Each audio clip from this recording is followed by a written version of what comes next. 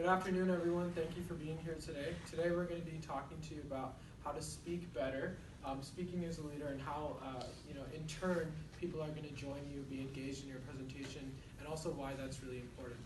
Our research is based on chapters 8 through 11 of the Humphrey book, and just moving on. The first thing we're going to be talking about is this concept of the leader script. So no, the leader script isn't, some type of book that a leader holds. It's actually just kind of a framework for how a leader can better prepare themselves to have an effective presentation.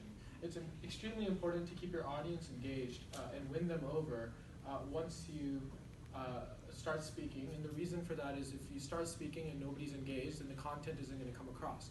It's also important to be organized, because even if you are very flashy, you get people's attentions, if you're not organized, nobody's going to be able to retain the information.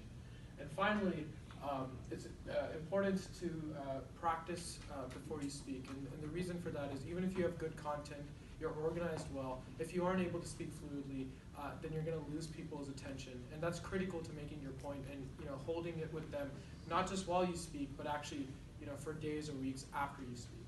I'm going to pass it out to Nikita now, who's going to be talking about why the leader script is so important. Thank you. So, hello. I hope you guys liked our past presentation, so we're kind of just going to build off of that. So today what I'm going to talk about is the power of the leader script. So as we touched on beforehand, it's not a book that you read or anything that a leader physically has. It's the way that you speak, it's the way you present yourself, it's the way that you would write essays. So it's practical whether you speak for 30 seconds or 30 minutes. It's a format in essence. It's a template to stay on message. A lot of people ramble. I'm one of those people. So it's a really good way to keep everything condensed and professional. It's also more than a model for clear speaking. It's a strategy for thinking and reasoning. So a lot of times when you speak, you might go off message, which is totally fine if the audience is completely captivated in you, but you need to be able to be sure that everything that you're saying makes sense to the audience, because you have to act like your audience knows nothing, so that way everyone is on the same page. So I'm going to have you guys fill in this blank. Practice makes what? Permanent. Practice makes permanent. So you always want to practice perfectly, so that way practice makes perfect when permanent. So that was a thing that Humphrey's really touched on, is when you present or when you write essays, you want to make sure that whatever you say is really developed super well in that. So this is kind of that rough outline of the reader script. It is actually incredibly detailed in the book. However, I'm not a big reader when I do PowerPoint, so I didn't put everything in there. So really quickly, it's the introduction, body, conclusion. You guys might be like, oh my god, that is so easy. I can do that easily, but it's actually incredibly hard for a lot of people. So the introduction is the most complex, and Ethan is going to go way more into depth than I am now, but it has 4 components. It talks about the grabber, which is how you captivate your audience, the subject, which is what you're going to talk about, your message, which is the point you're trying to get across, and the structural statement, which is your commentary, but also your call to action. And then to reiterate, the body has to be the most clear, because that's your details, your elaboration, and your commentary, so it really builds off whatever you said in your introduction. After that, the conclusion must have a reinstated message and a call to action.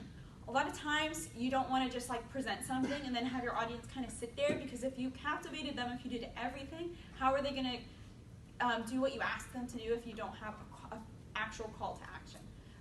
So now I'm going to pass it off to Ethan, who's going to go into much more depth than I am about this, because the book really emphasized this. So here you go. Okay, thank you, Nikita. Okay, so starting off with the leader script. Like it was said before, it is more of a framework for how you organize your speeches. And this isn't it can be used for every single speech or any single conversation that you have with somebody. So even if it's a 30-second conversation in the elevator or it's a 30-minute professional speech, you can use it. And it's tailored to that approach. And so see the 4 parts of the introduction here is you don't actually need all 4 parts of these depending on the situation. You can pick and choose, but a more professional speech will have all 4 of these. And so starting with the introduction, you start off with a grabber, and that could be like any attention grabber that you can use, like a startling statistic. It could be a video, it could be a personal story, something relating you to the audience. It can literally be anything to just wake them up and say like, hey, I'm presenting now. That's kind of the idea, get them out of their chair a little bit. And moving on, you want to dedicate some time to tell a subject to your audience. And what the subject is kind of the main topic, what you're talking about. So today I'm going to be talking about blah, blah, blah is the subject. It's generally one sentence. You get out of the way so the audience knows what you're talking about.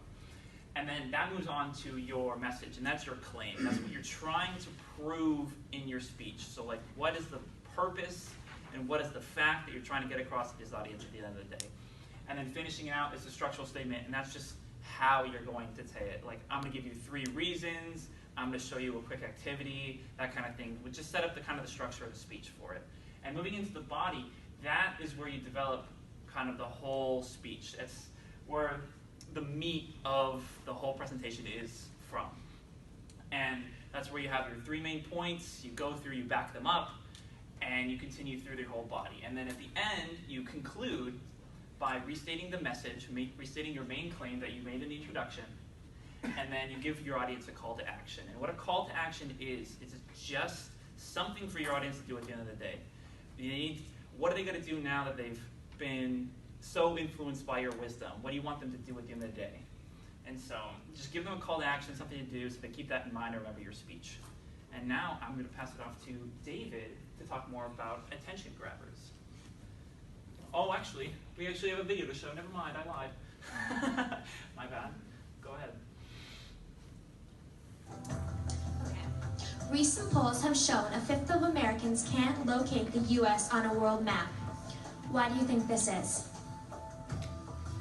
I personally believe that U.S. Americans are unable to do so because some people out there in our nation don't have maps, and I believe that our education, like such as in South Africa and the Iraq, everywhere like such as, and I believe that they should, our education over here in the U.S. should help the U.S. or should help South Africa and should help the Iraq and the Asian countries, so we will be able to build up our future for our.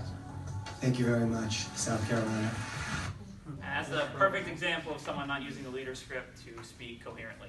All right, now we're going to go to David and talk about the grabber. Hi, everybody. Once we get back into the slide here. We're fine. We're good. All right. So just a quick little question here. Who here likes money? Over. All right. So whenever I've done presentations in the past, when I'm doing presentations now, I've always found it that you should reward the audience members just for at least a little bit paying attention. So I'm going to ask this one more time. Who here likes money?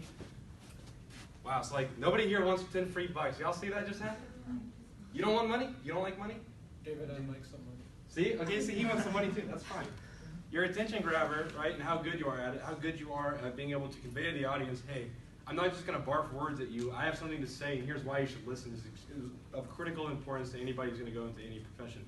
Every single person in this room is going to one day have to stand in front of a group of strangers, right, in a way more hostile environment than inside of a classroom. They're going to have to get people who make more money than them, who are objectively more important than them, to say, hey, whatever this guy is saying, what this gal is saying, is of the utmost importance to me and my company. Right? That's hard to do. That's really hard to do. And so when you sit up here and you're just like, so let me talk to you a little bit about the grabbers. That's not going to do it. You have to have something. You have to have some, I guess, like a call to pay attention, not even a call to action, to make sure that people actually want to listen to you, that they have to listen to you. You have to force them to do it. So it has to translate your message, right? So I'm talking about attention grabbers, so use an attention grabber. There you go, right? Stay away from I. You don't want to use I statements. Whenever you say, I think this, I do this, it's not applicable to the audience because they're not you. They're whoever you guys are. So you can't really do that. Here's some good examples. All of you have been under a lot of stress, a lot of pressure this last month. It generalizes the term to make sure that everybody in the audience can relate to exactly what you're saying. Because midterms and another round of tests just appeared, so I'm pretty sure everybody's been under a considerable amount of stress in the last month and going on in the finals as well. And then I understand what you guys are looking for in us. Once again, you're talking about, you're generalizing your company, you're generalizing whatever group you may be with. That way, whenever you're trying to convey, this is what we're selling, this is what we're doing, this is how we act, they get the whole group in there and not just it's a you thing. You're not differentiating yourself from the product, you're helping push it. Let's see if we can go next slide here. Also, you need to be able to state your subject. So everybody's been guilty of this. I'm extremely guilty of this. Whenever you have a presentation, it's very, very easy to ramble incoherently for an extremely long time just because it hits a time marker or because it's easier than actually presenting content. If you can say it in 30 seconds, say it in 30 seconds. If you have to use 20 minutes to do it, then use the full 20 minutes. As long as you make sure that what you're saying is applicable to your audience the entire time, then you're good. But as soon as you get into the point of, I'm just saying this to hear myself talk, or I think I sound good, right? You've lost it. You shouldn't go any further than that point at all. Every talk has a subject, so make sure you stick to it and don't ramble. Once again, don't go off the path there. Carefully choose or define your subject. It shouldn't be just this very broad thing that you explore and you just keep going on and on and on to further lengths. Have a defined cone of exactly what you're going to talk about leading into the presentation. Don't be too extemporaneous. That's the word. You don't want to go too far off the beaten path, definitely at all. And then if it's out of your area of expertise or it is too broad, you will lose your credibility. It's really hard to speak on things that you're not even somewhat educated on. Try to keep it within the realm of what you do know and what you can speak on fluently. Because once you start trying to talk about things that you don't understand even a little bit, you're going to be in really deep water very quickly. And then focus on one subject and explicitly announce it. So once again, it's not good to talk about one thing and then say, oh, but I have a note about this, and I have a note about this, and I have a note about this. You're never going to get anything done. You're not going to progress any in your presentation. So by making sure that you focus on one point at a time, finishing it, covering everything you need to do, and then moving on to the next, you'll be able to deliver a slightly better presentation. And next, we're going to talk about leading with a message, and for that, we're going to pass it off to Yayati. Thank you, Dave. So the core of leading with a message is to lead with inspiration and not as much on information. So when you're trying to draft a message and convey a larger message to an audience, they're not really responding too much towards a large amount of data or information being pulled at them.